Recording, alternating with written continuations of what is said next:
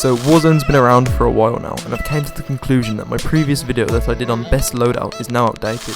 So with that being said, I'm going to walk you through the best loadout to now be using in my opinion. To start things off, this time around I've decided to give out 4 classes instead of 1, as they require different playstyles. These class setups allow you to have 2 primary weapons, and also enables you to be running ghosts, which you desperately need. Right, I'm going to start off by saying I'd allocate 3 to 4 weapon classes towards a Warzone, as with different scenarios you need to pick up different weapons. So the 4 classes I'm running are late game respawn, MP7 and sniper, M4A1 and sniper, and last of all my ghost class. So as of right now, the MP7 and sniper class is my go-to, as I seem to catch myself in close range firefights more than short to medium range fights. So my MP7 class is MP7 for SMG, Dragunov for sniper, still the most underrated gun in the game, perks being double time, overkill and amped, lethal is a C4, and tactical is a heartbeat sensor. You may be wondering where Ghost is, we'll get to that in a minute. You can also be using Cold Blooded for the primary perk, but I found double time to be a lot more effective when evading enemy fire. Here are the attachments for the MP7. The muzzle is a monolithic suppressor, the barrel, an FSS recon, the underbarrel, commando foregrip, ammunition, 60 round mags, the rear grip, stippled grip tape. Now here is the attachments for the Dragunov.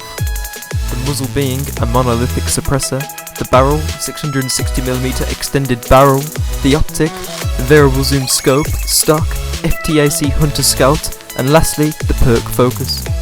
Moving on now to the other class I use.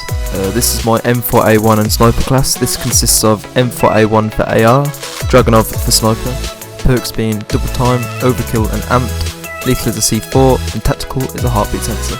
The attachments for the M4A1 is muzzle, a monolithic suppressor, optic, integral hybrid sight, underbarrel, range of foregrip, ammunition, 60 round mags, rear grip, stippled grip tape. Then yet again I'm using the Dragunov. It's the same as the MP7 class, but just in case you missed it. The muzzle, a monolithic suppressor, the barrel, 660mm extended barrel, optic, variable zoom scope, stock, FTAC Hunter Scout, perk, focus.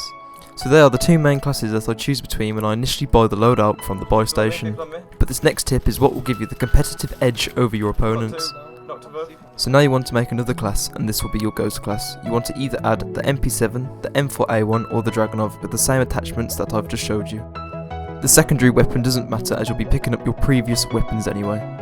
So it doesn't even matter if you don't have identical weapon attachments. I do it as it saves me time trying to pick up 2 weapons instead of 1. So on your ghost class, you're still going to want to have a double time and amped, only changing overkill for ghost, and the same with the C4 and heartbeat sensor. You're not going to want to change anything there. So the way I do this is when me and my team have scraped together the 10,000 we need to buy the loadout, we'll head to the buy station and purchase the loadout. We'll then either buy the MP7 and sniper class or the M4A1 and sniper class. Then when the first circle comes in, an automatic loadout drop will drop from the sky. That's when you're going to want to make your way over to it and choose the ghost class and make sure you pick up your guns again.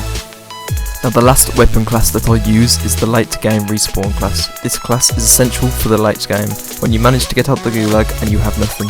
On the 5th circle, another loadout drop will drop from the sky. This is when you want to pick up that class. All I've done to this class is copied one of the other classes, that being the M4A1 and sniper class or the MP7 and sniper class, and I've changed one of the weapon attachments on both weapons to fully loaded. This will enable you to grab the loadout and have max ammo when you spawn in. Unfortunately you won't have ghosts, but at least you'll have full ammo. If this video helped you out at all, you know what to do. Thanks for watching.